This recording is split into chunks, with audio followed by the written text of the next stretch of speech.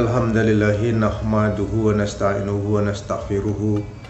Na'udzu billahi min syururi anfusina wa min sayyiati a'malina. Man yahdihillahu wa la mudhiyalah wa man yudlil wa la hadiyalah. Asyhadu an la ilaha illallah wa asyhadu anna Muhammadan abduhu wa rasuluh. Allahumma shalli wa sallim wa barik ala sayyidina Muhammad wa ala ali sayyidina Muhammad la nabiyya ba'da. Assalamualaikum warahmatullahi taala wabarakatuh. Yang dimuliakan saudara-saudaraku kaum muslimin dan muslimat di mana saja berada, kita banyak bersyukur kepada Allah dengan anugerahnya. Maka pada kesempatan ini kita dapat bersumpah kembali dalam rangka tauziah dan untuk membahas tentang ayat-ayat atau firman Allah agar kita dapat menambah pengetahuan serta dapat mengaplikasinya. Salawat dan salam kehadapan ikutan kita Muhammad Rasulullah Sallallahu Alaihi Wasallam yang telah mengeluarkan umatnya daripada kegelapan kepada terang benderang. Izinkanlah saya bacakan satu ayat Quran di dalam surat Al-Imran, ayatnya ayat 103. Bismillahirrahmanirrahim. Wa'tasimu bihablil jami'a wa la tafarraqu waskuru nikmatallah alaikum iskuntum ada'an wa alafa baina qulubikum wa asbaqtum bi nikmati ikhwana wa kuntum ala safa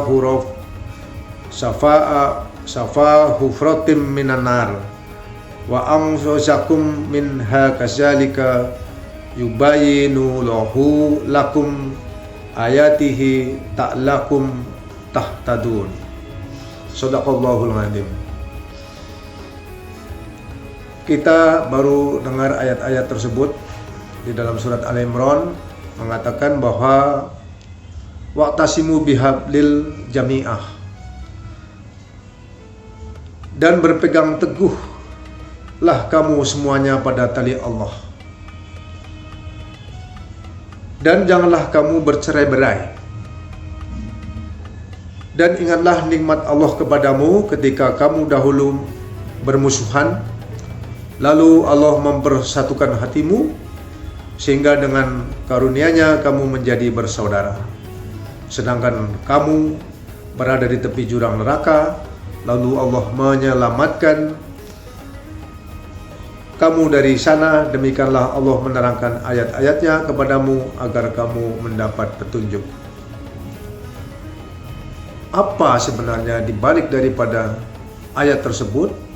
Dikatakan bahwasanya wa'tasimu bihablil jami'ah, berpegang teguhlah kamu pada tali Allah. Sesungguhnya kita mungkin selama ini berpegang teguh dengan tali Allah itu, bahwasanya Allah ketika Muhammad dibangkitkan, ketika turunnya Muhammad di zaman itu, bahwasanya 570 tahun, 5 abad lebih ditinggalkan Isa ibnu Maryam, Isa al-Masih. Di situ banyak terjadi kedoliman, yang kaya menindas yang miskin, perempuan tidak ada harga. Dari sinilah maka muncul atau dilahirkannya Muhammad Rasulullah Sallallahu Alaihi Wasallam. Kemudian di dalam ayatnya mengatakan inama buistu li utami karimah akhlak. Adanya sebuah perubahan daripada zaman jahiliyah, zaman kebodohan, maka dengan datangnya Muhammad Rasulullah SAW, maka kita diingatkan juga di dalam ayat Al-Imran tadi, berpegang teguh dengan tali Allah. Tali Allah itulah sebenarnya apa yang pada Allah, apa yang pada Muhammad, apa pada kita. Kalau kita pikir tali bukan berbentuk tali yang sepanjang itu, namun kita percaya bahwasanya tali itu adalah memegang benda itulah sebagai penghubung tali Allah. Di dalam manusia tali Allah itu adalah yang diciptakan Allah bersama diturunkannya nikmat summa sawahu wa nakafi miruh. Itulah yang dikatakan tali Allah. Bagaimana cara menghubungkan tali Allah tadi? Bahwasanya tali Allah, ruh kita ini yang mempunyai sifat sidik amanah tabligh patonah tadi berpegang teguh pada yang dikatakan mengikut Rasul. Wa atiullah wa ati Rasul. Kemudian wa aqimus shalah, dirikan sholat, mengikut Rasul. Ini terkait dengan bagaimana hubungan antara ruh tadi dengan Muhammad. Janganlah kamu bercerai-berai. Kenapa kita sudah di dalam ini bercerai-berai? Dan apa hubungannya dengan 570 tahun ditinggalkan Isa? Terjadi pergolakan antara sifat-sifat daripada hawa nafsu dunia setan yang mempengaruhi daripada sifat sidik amanah tabligh patonah. Seperti sekarang ini, justru sifat sidik amanah tabligh patonah itu dipengaruhi oleh sifat-sifat hawa nafsu dunia setan, yang seyogianya harus sebaliknya. Sifat-sifat sidik amanah tabligh patonah harus mempengaruhi daripada sifat-sifat empat nasir ajib riya tamak loba hasud fitnah. Itu hendaknya tidak boleh mempengaruhi daripada sifat sidik amanah tabligh patonah. Jika kita mengikuti hawa nafsu dunia setan seperti dikatakan, maka karena dia tidak berpegang teguh kepada tali Allah, maka sesungguhnya kamu akan bercerai-berai. Yang satu menfitnah si A, yang satu lagi menfitnah si B, dan ini terjadi bercerai-berai namanya. Nah, ingat nikmat Allah kepadamu ketika kamu dahulu bermusuhan. Nikmat yang diturunkan kepada kita, summa sawahu wa nakafi miruh, kemudian bersamaan ruh itu ditiupkan juga nikmat tiga, yaitu pendengaran bukan telinga, pemandangan bukan mata, dan hati itu rasa. Bersamaan ruh ditiupkan, disempurnakannya kejadiannya dengan tiga unsur tadi: pendengaran, penglihatan, dan hati. Kalau ini adalah bukan mata, tetapi yang bisa melihat adalah yang punya mata. Dan juga pendengaran, yang bisa mendengar bukan telinga, tetapi yang mendengar adalah yang punya telinga. Kemudian ketika kita dapat mewujudkan sifat daripada sidik amanah tabligh patonah, bisa menguasai daripada sifat daripada ujub riya tamak loba tadi, yaitu sifat daripada manusia, maka dapat dipersatukan hatinya. Saya dapat dipersatukan dengan orang lain karena sama-sama satu punya prinsip, yaitu wa'tasimu bihablillah, berpegang teguh dengan tali Allah, yaitu maknanya yang bersama Allah itu Muhammad Rasulullah, dan kita hubungkan innallaha wa malaikatahu yusholluna 'alan nabi, maka terhubung itu namanya tali Allah. Itulah bendanya adalah ruh kita, dan dialah yang sesungguhnya di sisi Allah. Maka sesungguhnya agama di sisi Allah, sesungguhnya inna dina indallahil Islam, adalah menuju kepada ruh tadi di sisi Allah. Maka oleh itu, di mana sesungguhnya inna dina indallahil Islam itu adalah ruh kita sampai kepada yang punya ruh. Dikatakan bahwa ana babu arwah wa adam abu basar, ana bapak daripada ruh, sehingga ruh yang di dalam dada kita ini ada menuju kepada Muhammad Rasulullah SAW. Kemudian ketika dipersatukan hatinya sehingga karunia kamu menjadi bersaudara. Nah, ini adalah barang siapa yang memang menghubungkan selalu yang dikatakan tali Allah tadi, maka kita bersaudara.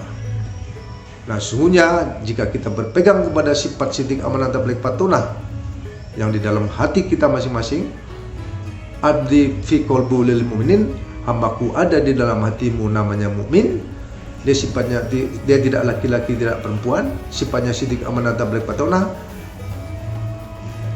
menghubungkan diri yaitu dengan makom tauhid sehingga kita dapat menjadi bersatu. Allah mensatukan hatinya dengan karunia-Nya. Karena pada saat itu kamu berada di tepi jurang neraka. Artinya apa? Perbuatan yang mengikuti hawa nafsu dunia setan, ajib, ria, tamak, loba, hasud, pindah, pandang kelintasan, pandang kerendahan, itu adalah wujud daripada perlakuan daripada tepi jurang neraka. Kemudian Allah menyelamatkannya. Bagaimana cara menyelamatkannya? Kita ulang kembali bahwasanya kita diselamatkan para aulia dan anbiya 124.313 dalam rangka menyelamatkan ruh tadi dari perbuatan hasud, fitnah, tamak, loba, ajib, ria, pandang kelintasan, pandang kerendahan yang terdapat di dalam 4 anasir itu yang dikatakan manusia. Manusia itu innal insana li rabbil lakanut.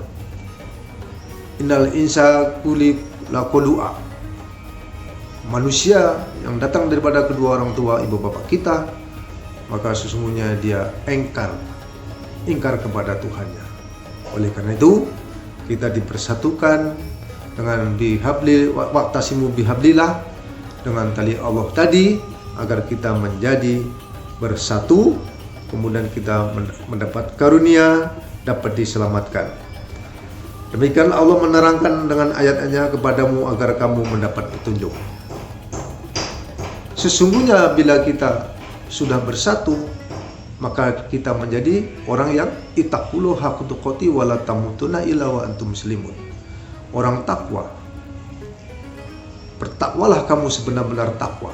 Artinya dia yang tadi bercerai-berai, yang tidak mengembalikan kepada sifat sidik amanah tabligh patonah dan tidak memperlakukan dirinya bagaimana sifat aslinya, maka dia tidak menjaga amanah.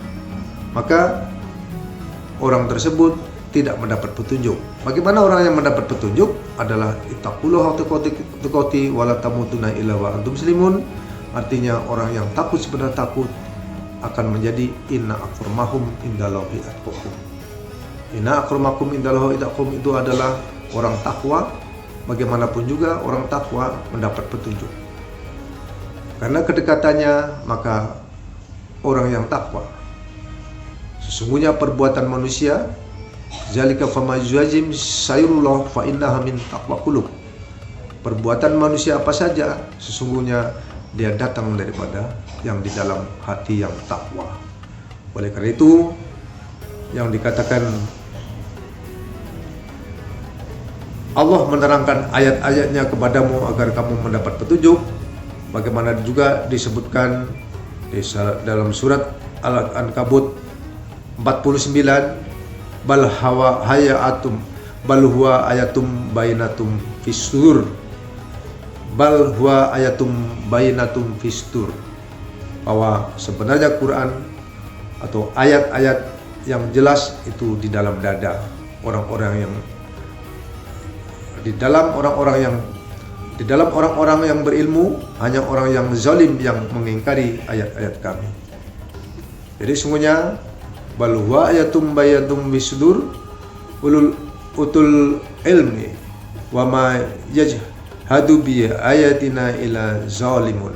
Sebenarnya itu adalah ayat-ayat yang jelas yang di dalam dada orang-orang yang beriman.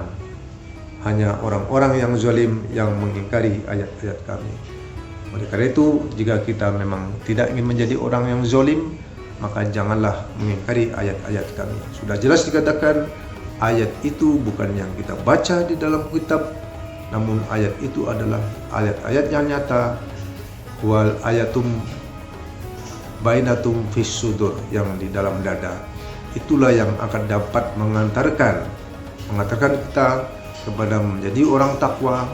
Orang takwa mendapat petunjuk, orang sabar serta Allah.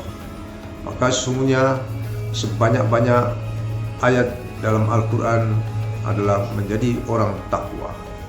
Beribu-ribu hadis perlakuan sesuai dengan sunnahnya, maka tergantung dari innamal a'malu bil niat. Demikian saja yang dapat saya sampaikan pada kesempatan ini. Mudah-mudahan dapat dipertimbangkan atau sebagai bahan pertimbangan di mana kita memperlakukan diri kita, karena kita mempunyai ayat-ayat yang jelas yang sesungguhnya kita harus bisa paham. Kemudian setelah paham, kita jadilah orang takwa. Wabillahi taufiq wal hidayah. Assalamualaikum warahmatullahi wabarakatuh.